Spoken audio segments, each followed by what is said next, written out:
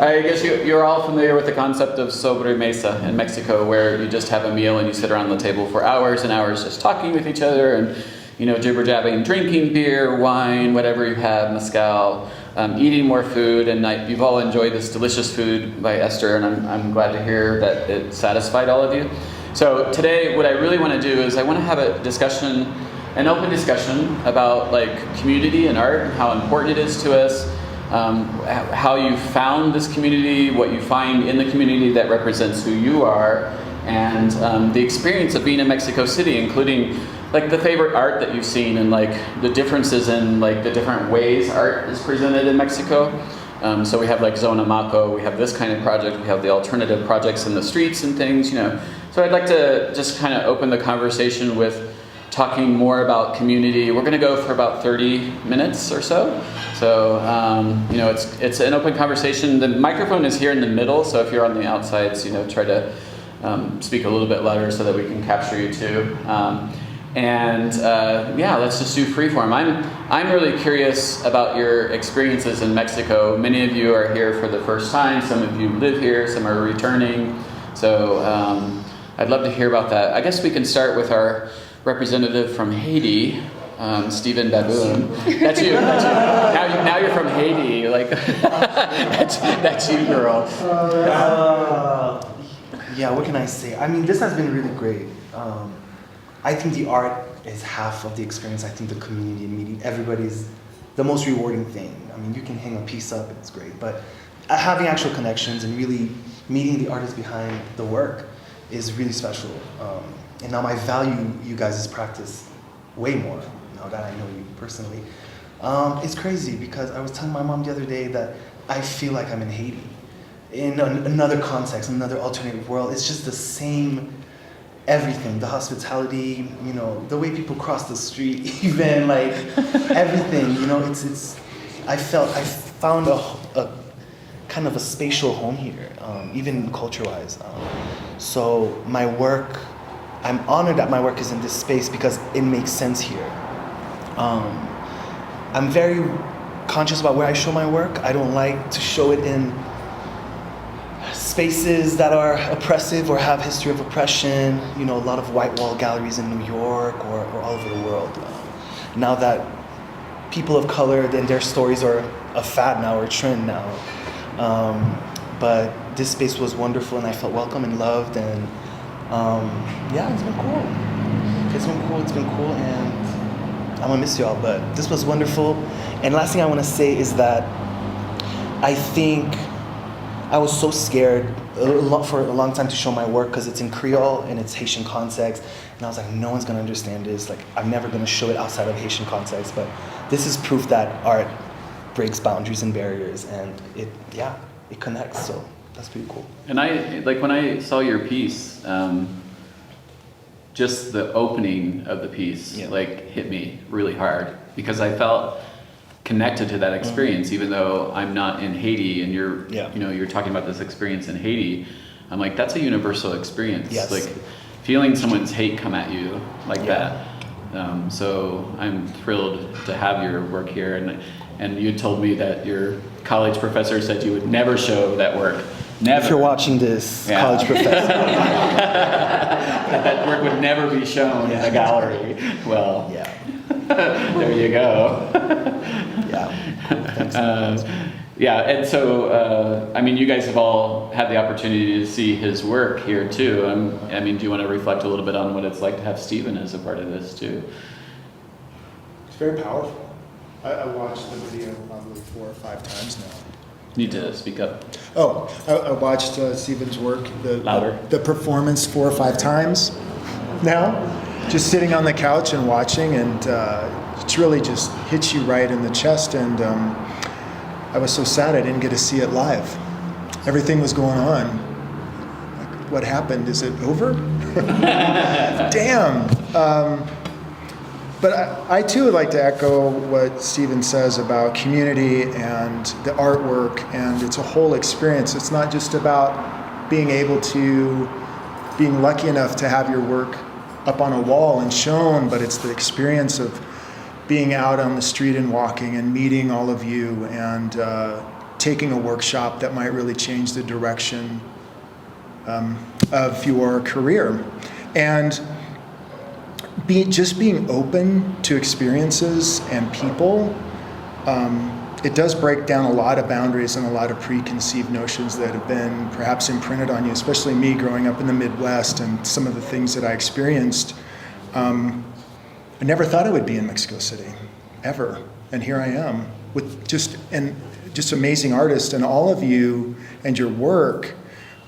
Just to be in this group, I just feel honored, because so many people are really, just the talent within this gallery is incredible. Never thought I'd be included with something like that, but it's really this whole residency, and I talked to Michael yesterday about this, has really changed the way that I think about my practice and the way that I go about living my life as a citizen of the world, really. And I know that kind of sounds like, I don't know, but I am sincere about that. I am very sincere about that, and I'll be back here quite a bit. Can I ask you a question, Doug? Yes. You don't qualify in the traditional manner of like what the definition of queer is? Yes. Do you still see yourself within this queer community? Yes. Yeah. I'm gonna get upset. Yeah. Growing up where I grew up, it was very difficult, especially being on in athletics and sports. If you showed any type of feminine side or weakness of any kind, or you're really made fun of. And I have a lot of those tendencies, and it was tough for me. I had to go outside, had to be this tough kind of guy, like playing football or soccer or wrestling or whatever I did, and I couldn't really be myself. Just by myself, really alone. It was kind of isolating, and I really never had a friend who understood that. Only women who are my friends, and I'm friends with more women than I am men, and I'm closer to women than I am men. So, we were talking about just recently about women, and but I feel a connection to that a lot, and sometimes it's confusing, and I've never talked about this openly. That's why I'm getting a little upset, but it is confusing. And I was talking to Kate today about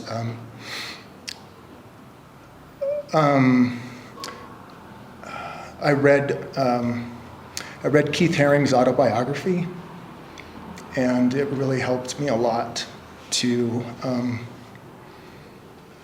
understand another person's point of view, and not that I have his experience or will, but to have somebody write what they were going through, which was similar to what I was going through, but not in the same way. It was very freeing, and I felt a real connection to him as an artist. And, and I think this whole experience, especially being in this community, has broken down a lot of barriers within me. So I don't want to take up too much time. Well, and I don't want to. You talked about your conversation with Kate, so I'd really like to go over to Kate. I think your situation is rather unique in terms of living in the Mormon capital of the world, yes, and being who you are as a queer artist and things too. So I'd love to hear what your experience has been like here. Yeah, it's been really great just seeing other queer experiences. I know Steven said he didn't think that his work would really resonate and fit in here or anywhere else outside of Haiti, but I was really touched by the video and the idea of being trapped between two things pulling you in different directions. That coming here and seeing my queer experience is very different growing up in Utah, living in Salt Lake City, where you're either Mormon or you're not Mormon, which is its own identity. And being queer sets you outside of kind of everything. And I found my own very tight-knit community of queer people. We're very open, all my friends are queer. And so like I said, I just have a very different experience with queer like what it means to be queer and how it means to be queer around other people. But being here and finding other art made by other queer people or people living queer experiences really made me realize like my experience is unique. Everyone's experience is unique. My experience is like yours. Everyone's experience is like all of ours, you know. We have similarities and we have differences. And it's really exciting to be part of a queer residency because it focuses on these differences and it celebrates these differences. But even being just part of a group of people that work together, I feel like it's just really inspiring to see different points of view, how I relate and how I don't relate, and who is here, who is not here, what voices are being heard, what voices need to be heard, and celebrating the differences among everyone. It's like, I feel like in my community, you celebrate homogeneity. Right. Everyone wants to be the same. Everyone wants to be skinny and blonde and married at 21. And I want to be different. And I celebrate my differences. And it's amazing to be among a group of people who celebrate their differences and make art about it. I think that's really important because the definition of queer allows a broad spectrum of people to sit at this table. Like not everyone falls into that, sort of 80s, 90s definition, LGBT, removing Q plus IAA and all that because that wasn't really a thing. It existed, but it wasn't recognized at that time. It was a very white male dominated community. So for me, like part of the experience of doing this was like, I want to learn about other people's experiences. I want to open my eyes to the rest of the world. I didn't come to Mexico to be a part of the mollified beige world, of the United States. I wanted to have this experience of sitting around the table with a whole bunch of different people, like Zahava. Let's go to Zahava. Are you okay? Yeah, we're all in a little bit of a food coma at the moment too, so it's fine. Yeah, like Sahava. I mean, I do not fit into the definition of queer, and yet I do, because there is no part of my history, my life, or my cultures that I fit in. I have lived in many countries. I grew up in cultures that are very patriarchal. I am the generation of the feminist movement, the loud feminist movement, and I've broken all the rules. And I've created my life, my world, and my art is about it. It's about the other and what humanity is to me. It's us, it's this, it's no labels. And so queer encompasses everything that's outside the definition of this is what needs to happen. I don't, none of it works for me. Not as a daughter, not as a sister, not as a mother, not as a grandmother, nothing. I am completely different than any stereotypical definition of any role or even woman, age, all of it.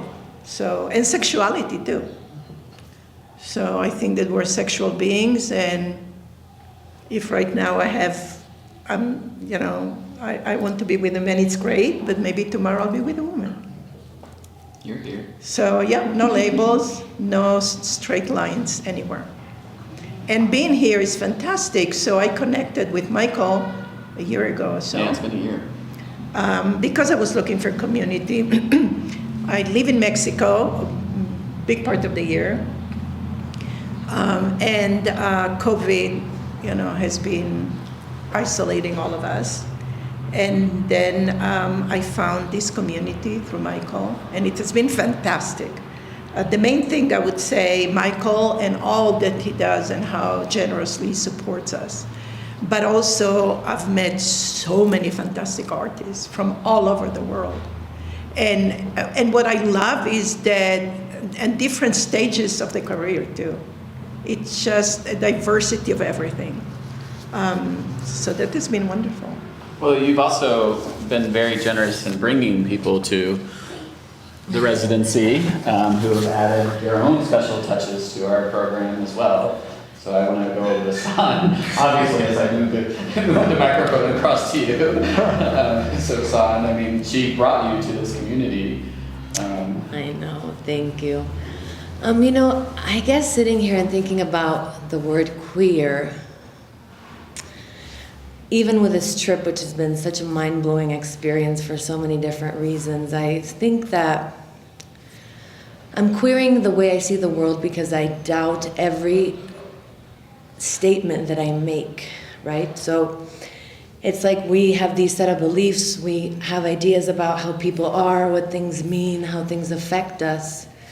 And I think being in a constant state of inquiry and fluidity regarding why things affect us, how we react, where do we go from them, is very queer.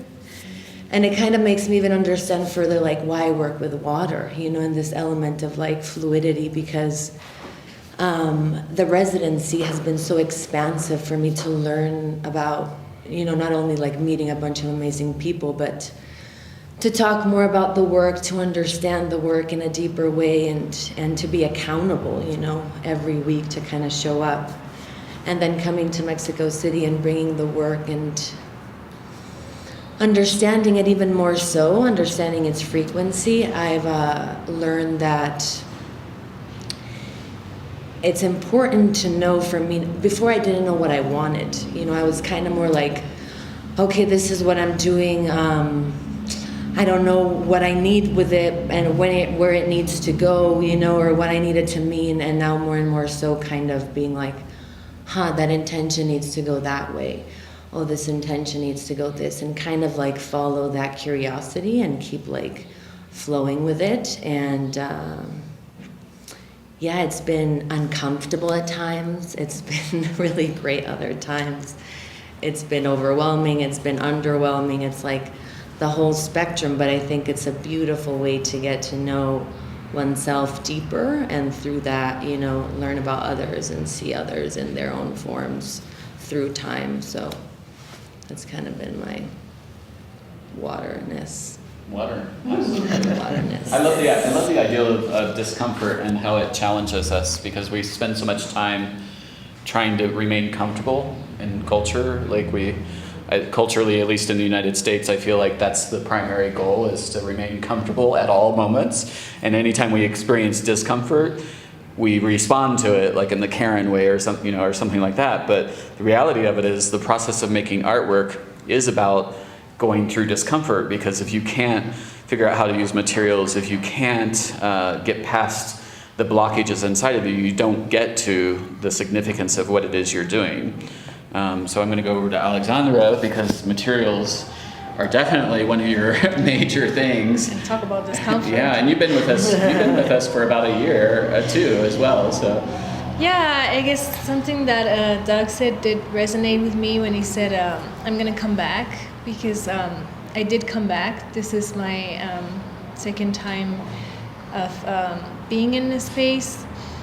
And just going a year back when this group first came together in the first online residency during a very difficult time for all of us, I had such a pleasant surprise when we had our first Zoom meeting, and I realized like, oh, we're actually a bunch of artists from everywhere, and within just a few weeks it already felt like a community, and it was just so heartwarming for the time we're in, but also just to connect with other artists from everywhere and exchange thoughts about our work and queerness and not queerness. And so just entering this group was such a pleasant surprise, and coming here this year was also an amazing surprise, because I actually hadn't realized that so many of us were going to be here in person. Like I knew of a few people. It's like, oh, this person's gonna be there. This person, and then I got here. It's like, oh my God. Like I honestly, like the night I arrived here, I was like, I felt like crying when I realized how many of us were here. And Me too. so, I really felt when you said it's like a dream come true. Like I felt it too. It's like, oh, like we all probably really wanted to meet in person, not just on Zoom, and to meet here in Mexico City with this exhibition. It's it's really wonderful. And I think the delocation and the fact that we were able to do this on Zoom and create community that's insane. It would not have happened before the pandemic. I think we would have all been in too much of a hurry. We needed a context that slowed us down and made it possible for us to look on a screen and see people's faces and connect. I never would have thought of myself as a person who could do video calls and things like that. I was so committed to it too. Like, yeah. We all kept showing up every week. So. Right, yeah, and it's that dedication that I think is really helpful. I mean, that's what art is, right? It's resilience. You know, you fail, you learn from it, and you move forward in the next thing. You take what's important and you do the next thing. So, But Michael, I just want to say that you created the concept of online residency. yeah, I mean, when I said yes, I thought, that's crazy, right? yeah, How's what's that going to possible? happen? Like artists online? What are we going to do? Residency? I mean, it was really such a mishmash of I mean, I didn't know I was going to happen, and you did. I mean, it worked really, really well. Well, residency, I mean, as a queer person, home is where you make it. Like, you know, I grew up in Indiana, I survived all this violence and all this other things, but, you know, whenever I spent my 20s moving everywhere, and everywhere I went, I learned from the queer community that you make a family wherever you go. And in the queer community, because we're ostracized from the natural or the natal family many times, we have this gift of being able to connect with each other. And sometimes that's through art, sometimes it's through sex, sometimes it's music, you know, all these different aspects and things. But, you know, we connect in that way. And it's interesting to have a online residency where people were able to create that intimacy and then have you all show up in the physical space and see you live that, like, without a camera. Sorry. I want to go over to Anna next, because Anna's been with us for a year. In my mind, Anna is the epitome of like some of the aspects of what I really love about working in the group, in terms of like watching somebody grow personally within their artwork and to up their level of commitment every single time and like really grow into this. So Anna, what's your experience with the community? You're our local artist. You're here in Mexico too, so. Yes, everything has been a surprise for me. Like even when I applied through this American platform, I think I was looking for this, the diversity of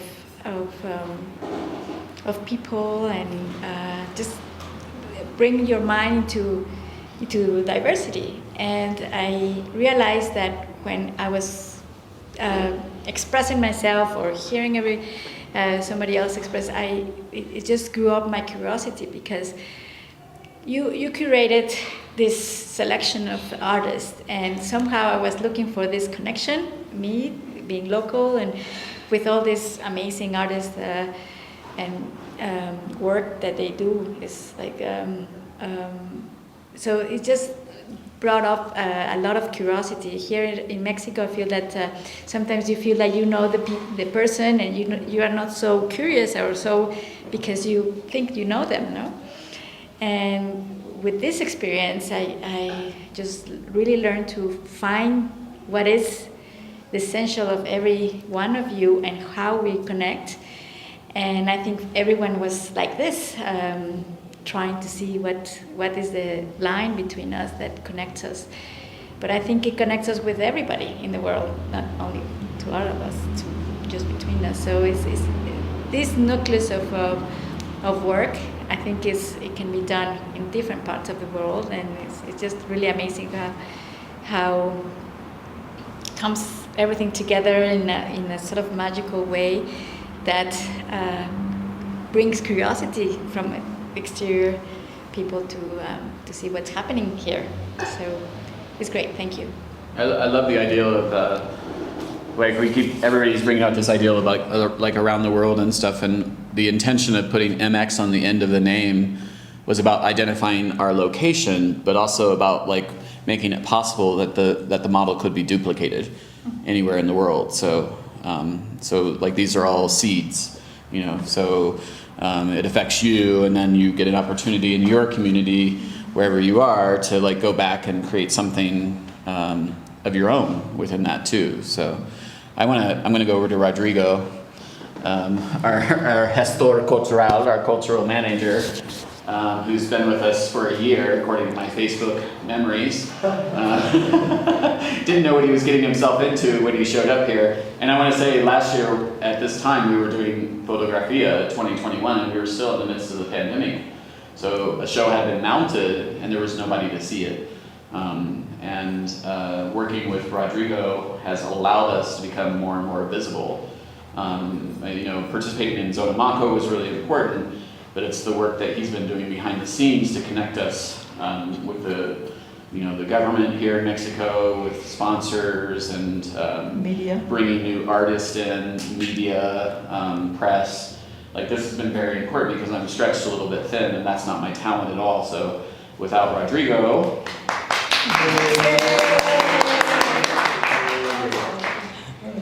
he does accept cash payments and we do have a clip.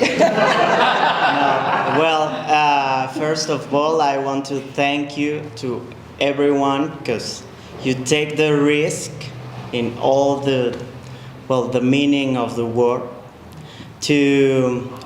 and you decide to come and be part of this. So for me, and I'm not lying, it became very easy to make the diffusion of what are you doing. Because of knowing you, it's, I always say, like, the important thing, it's, you have to be a good artist with good abilities, but also you have to be able to show the human that it's, who creates the art that you do. So, I just want to thank you for, again, to be part of here and, to decide to stay. And, not everybody does. It's not. And, because it's important. Mexico City, it's, complicado. It's a spicy city. Yeah, so can be. As I said, it's to take the risk, but it's not only the bad thing of the world, right? When you decide to take the risk, you know that there are bad things, but as we are having now, it's full of very nice moments and very full of nice people. So enjoy what are you created. And I think, I wanted the show to honor all the different aspects of the development of how this community came to be, because it came in, it came in the darkest moment of my life. That this needed to happen, that we had to be able to take the violence and the hatred of the world and transform it into something. And I truly believe that the only way you can do that is from your individual point of view with the people that you interact with each day. That is the power of things. Like there are political movements and there are people who've been working for generations to make things change and things move very slowly, but in the influence and the sphere of your own world, you have much more power and much more effect. And one of our original members is sitting at the table with us today, who was with us when this all began. So I'm going to pass this down to Nicholas too. Nicholas has been with us. He obviously the details of life are super complicated, but he was there in the founding moments of the program, and it was super important to me that he continued to show up and like be a part of that. So, Nicholas, you're kind of coming back to us after a certain amount of time. So you've seen the beginning, and now you're seeing like the different phase of things. What's your Yeah, and it has moved forward a lot, which surprises, no, not surprises me, that's not the right word, but it's amazing what happened since we've met like 2 years ago, something like that. This week actually, it showed him like the picture of you sitting at the dinner table and here around that table with the other artists came in today on my Facebook memory. So it's like, actually, oh my God, it's actually like 2 years. 2 years.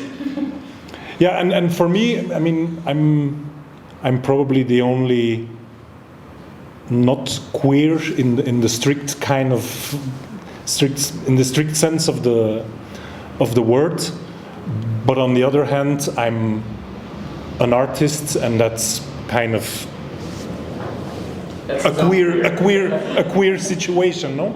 So Your work is very queer. I mean, yeah, that I will always remember that, and I will probably, when I get very famous, I will probably repeat that in interviews, saying that that you told me that my work was very queer, and I think it's maybe I didn't understand it completely in the moment you told me, but I think now it's kind of an honor to hear that about my work. And I was listening to everyone, and then I remembered a situation that it's like 25 years ago. My best friend at the time spoke to me on the phone, I guess, because 25 years ago he didn't send me a WhatsApp, saying he needed. I mean, we were best friends, and he told me, I need to tell you something very important, but I need you to come over because I cannot tell you that over the phone. So I went to him, and he was like very, I don't know. Well, okay, I'm gay.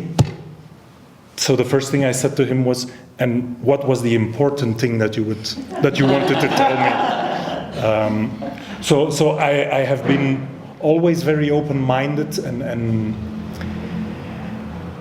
and at some point I was within, when I started being part of this, I did ask myself, yeah, but how is it really necessary? I mean, I don't want to offend anybody saying this, but is it really necessary to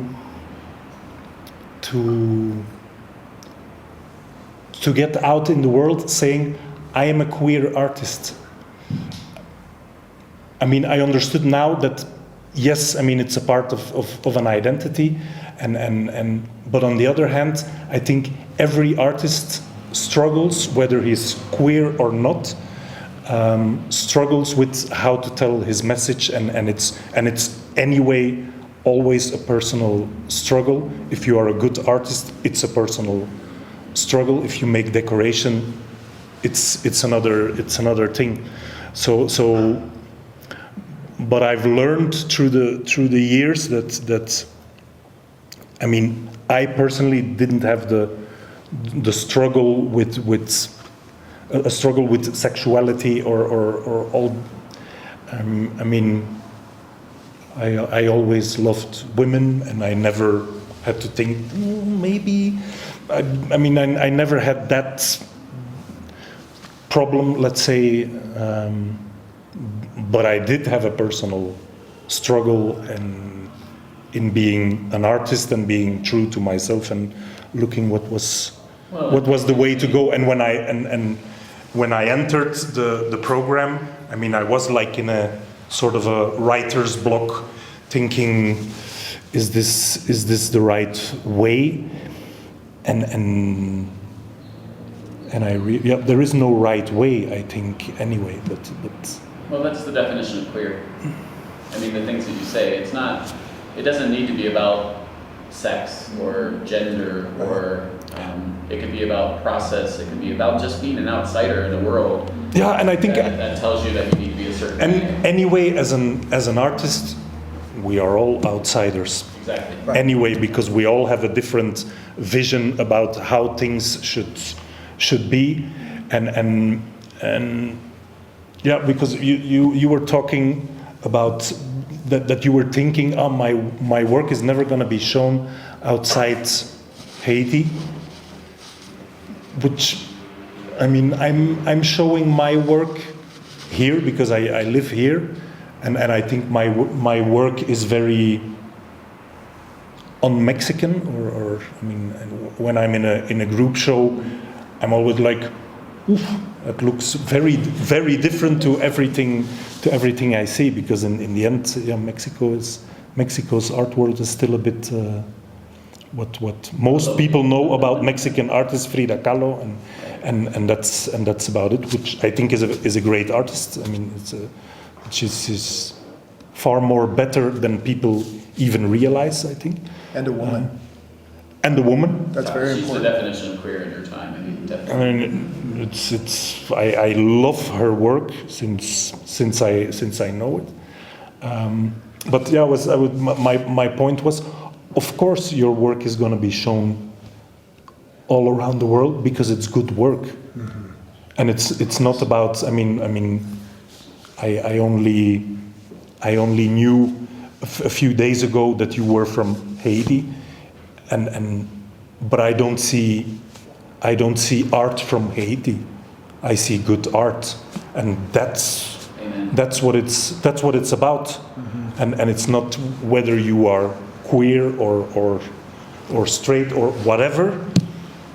It's in the end, it's about art. And I would like to also bring some new people into this conversation too, because we have people around the table that Zahaba has brought along with her.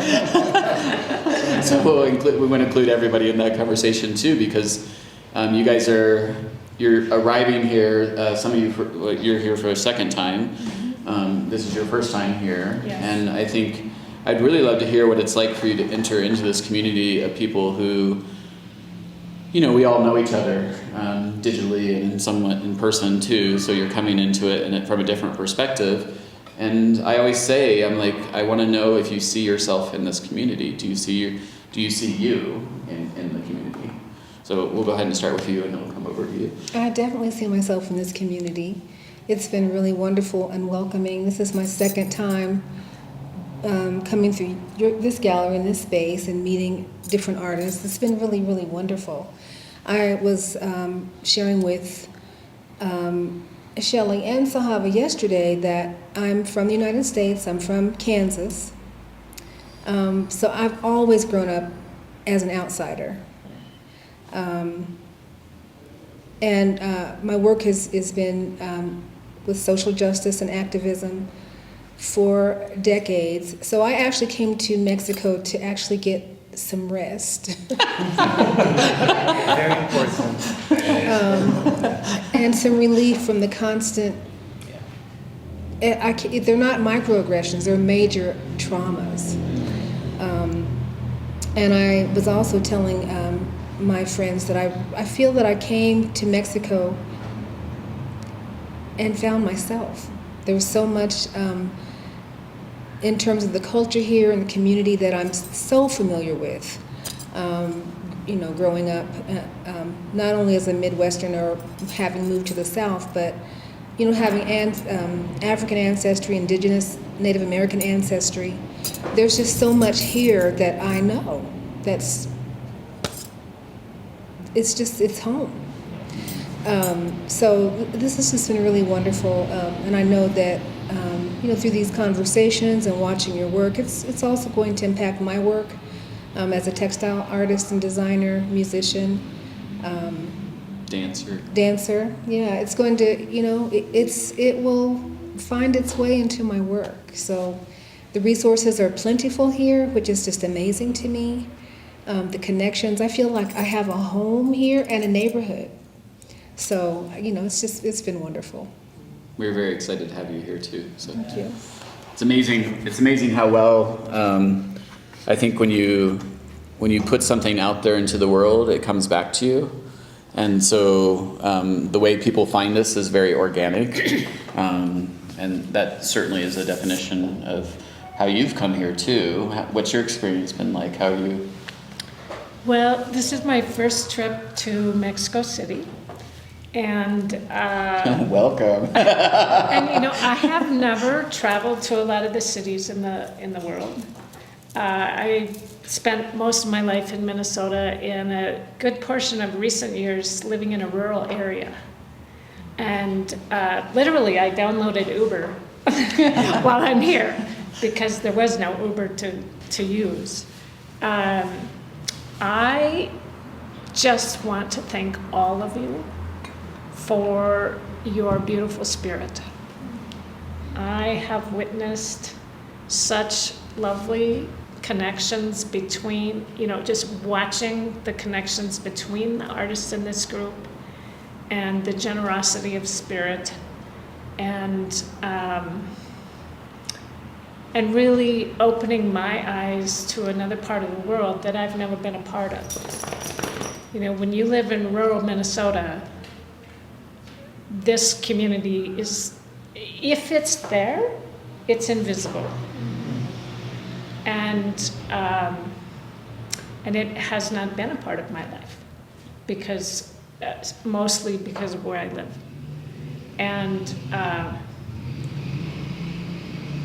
but it has been so enjoyable for me to watch the warmth and the acceptance that everybody has, and not feeling like anybody looked like or felt like an outsider. And as an artist, I share that experience of, you know, who am I to think my stuff is this good or should go in a gallery, should, you know, all of those things. I've worked in the art world for quite a number of years, but mostly as a supplier of goods into the art world, and have only recently started giving priority to my own art. And yeah, it's really exciting. And you know, you asked us, could you see your work here? Could you see your work in the gallery? Could you see your work in Zona Maco?